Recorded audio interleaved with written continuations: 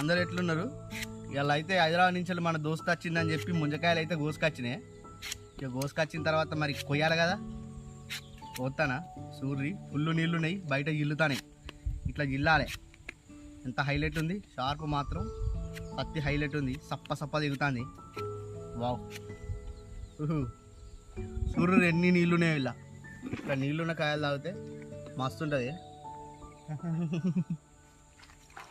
చూసిరా నీళ్ళు ఎట్లున్నాయో, కింద పడతాయి.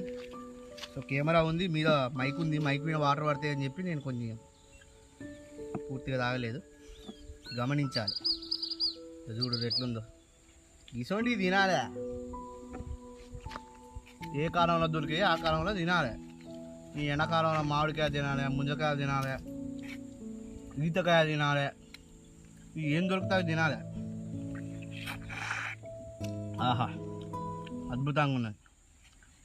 పొద్దుగాల తింటే మాత్రం ఇంకా నెక్స్ట్ లెవెల్.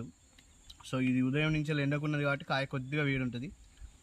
అదే ఉదయం అయితే నైట్ మొత్తం వాతావరణం బాగా చల్లగా ఉంటుంది కాబట్టి అదిరిపోద్ది. సో ఇది తాటి కమ్మల సాటుకున్నది ఈ గోల. సో దీని కూడా చల్లగానే ఉంది, టేస్ట్ ఏం మారలేదు. సో ఛానల్ని లైక్ చేసి సబ్స్క్రైబ్ చేయండి.